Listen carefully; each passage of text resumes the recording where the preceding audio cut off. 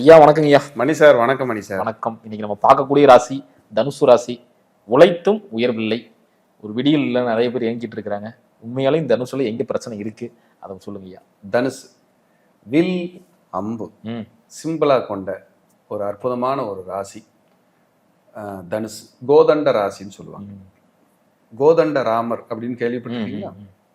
அந்த வில்லம்போட கனெக்டிவிட்டி தான் அந்த கோதண்ட ராசின்னு நம்ம சொல்றோம். தனுசு காலச்சக்கரத்துக்கு 9ஆம் இடம். நான் ஏற்கனவே என்னுடைய பதிவில் சொன்னது போல சிம்ம ராசியிலும் தனுசு ராசியிலும் ஒருவர்கள் ஜனனமாகிறார்களோ, அந்த லக்னத்தில் பிறக்கிறார்களோ, அவர்கள் பூர்வ புண்ணியத்தில் ஒரு நல்ல பலனை செய்யாமல் இந்த ராசியில் பிறக்க முடியாது. அட கஷ்டம்ங்கிறது எல்லாத்துக்கும் இருக்கு சாமி.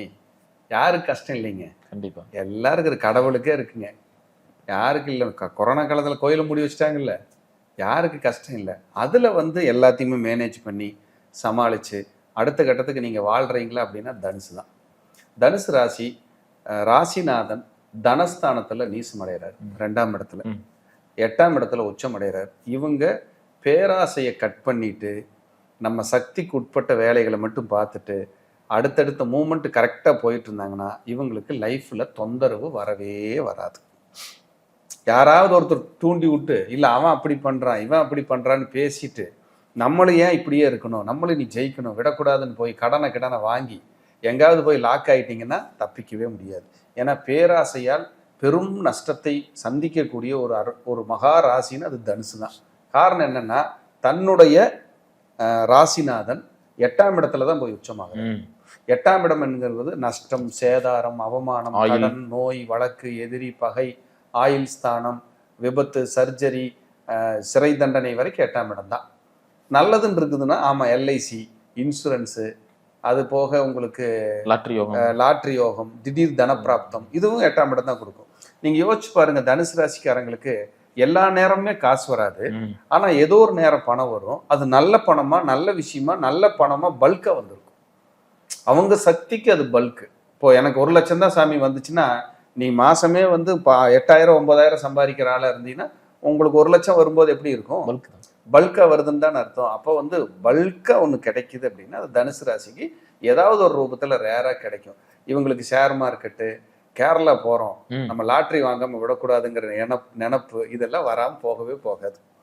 அப்புறம் ஏதாவது பணத்தை பெருக்கிறதுக்கான ஐடியா, சிலர்லாம் நகையை வச்சு அதிலிருந்து வட்டிக்கு வாங்கி காசை வாங்கி இன்னொரு நகை எடுத்துட்டு வருவாங்க தெரியுமா? இதெல்லாம் தனுசு ராசிக்கு கொஞ்சம் பொருந்தும். ஏன்னா தனுசுங்கிறது தன்னை உயர்வாக நினைத்து கொள்ளக்கூடிய ஒரு அற்புதமான ராசி. அந்த ராசியில என்னென்ன நட்சத்திரம் இருக்குன்னு பார்த்தீங்கன்னா, ஆஞ்சநேயர் பெருமான் அவதரித்த மார்கழி மாதம் மூல நட்சத்திரத்தில் அவதரித்த மூலம் அங்க இருக்கு.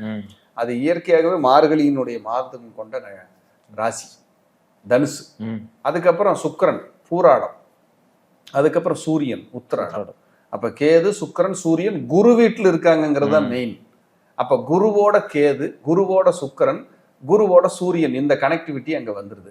அப்ப குருக்கேது சேர்க்கையே என்ன சொல்லுதுன்னா, இவங்க வம்சாவளியில யாராவது ஒருத்தங்க திருமணம் ஆகாதவங்க இருக்காங்க, இல்ல திருமணமே பண்ணிக்கலங்கிறவங்க இருக்காங்க, இல்ல திருமணம் பண்ணி வெளியே போயிட்டாங்க, நிராயுத பாணியா தனித்து விடப்பட்டு தனியா வாழ்ந்துட்டு இருக்காங்கன்னு சொல்றாங்க. இது ஒரு 80% பொருந்தி வரும் தனுசு ராசி அன்பர்களுக்கு.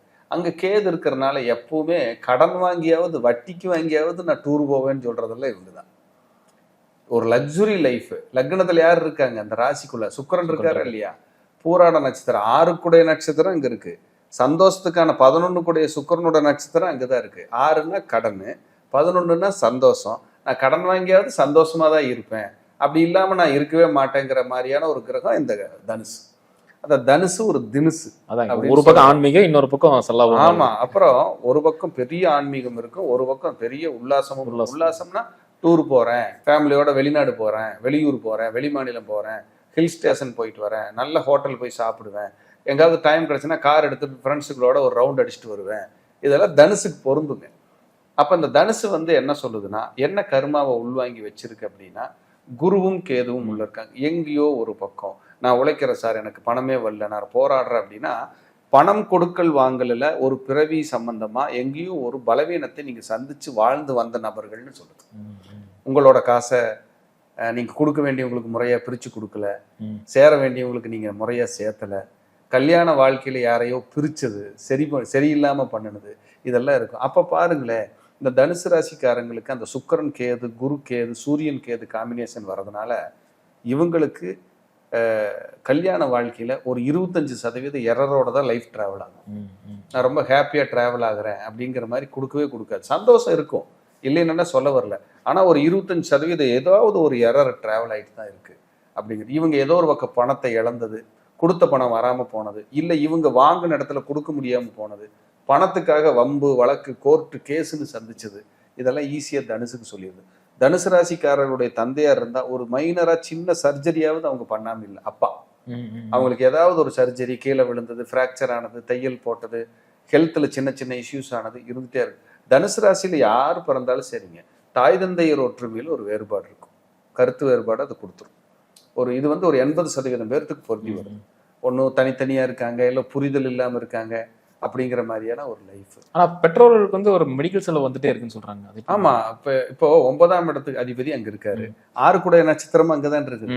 அப்ப 6ன்னா வியாதிங்க, 9ன்னா உங்களுக்கு அப்பா, அப்ப 4ங்கிறது குரு. அப்ப அவரு அங்கேயே வீடாவே போச்சே, குருவோட வீடாவே போச்சு. அப்போ அம்மா அப்பாவுக்கு மெடிக்கல் செலவுகள் ஏதாவது ஒரு ரூபத்துல வந்துகிட்டு தான் இருக்கும். சின்ன சின்னதா அது இஷ்யூஸ் வராம அவங்க வாழவே முடியாது அப்படிங்கிறத. நீங்க சொன்ன மாதிரி 90% ஆன்மீகம் இருக்கு. ஆன்மீகம் நல்லாவே இருக்கும். இவங்க தெய்வத்தை பிடிச்சுதான் மேல வருவாங்க, தெய்வத்தை பிடிச்சுதான் முன்னேறுவாங்க. தெய்வம் தான் இவங்களுக்கு உலகம், கடவுள். அதுலயும் குலதெய்வ ஆசீர்வாதத்தை வாங்குறதுக்கு இவங்க படுற பாடு இருக்கு. ஏன் சாமி, ஏன் தெய்வம், ஏன் குலசாமி, ஏன் குலதெய்வம், இவங்களுக்காகவே இவங்க குலதெய்வம் வாழ்ந்துட்டு இருக்குன்னு இவங்களுக்கு ஒரு கற்பனை. ஆனா அந்த அந்யோன்யம், அந்த குலதெய்வ ஈடுபாடு எல்லாருக்கும் வராது. 12 ராசியில ஒருத்தருக்கு ரொம்ப குலதெய்வ ஈடுபாடு வருது அப்படின்னா அது தனுசு ராசிக்காரங்க தான். அவ்வளவு ஆத்மார்த்தமா போய் கும்பிடுவாங்க. ஏன் குலசாமி, அது அவங்க அப்பா அம்மா மாதிரி பாவிப்பாங்க அந்த குலதெய்வத்தை.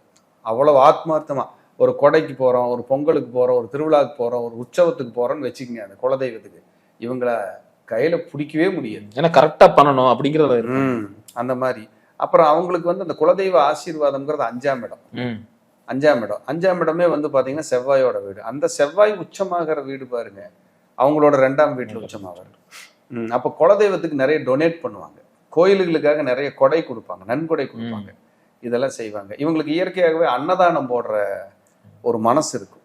இவங்க ஃபேமிலிக்குள்ள ஏதாவது அன்னதானம் கொடுக்குறேன், அது கொடுக்குறேன். அப்புறம் ஏதாவது ஒரு தொழில் செஞ்சு முன்னேறணும், ஜெயிக்கணும் அப்படிங்கிறது ரொம்ப தீவிரமா இருப்பாங்க. எல்லாருக்கும் குழந்தைங்க மேல பற்று இருக்கும். இந்த தனுசு ராசிக்காரங்க தன்னோட குழந்தைகளை 25 வயசு ஆனாலும் 45 வயசு ஆனாலும் தன்னையே அவங்க குழந்தையாவே பாவிச்சுக்கிட்டு இருப்பாங்க.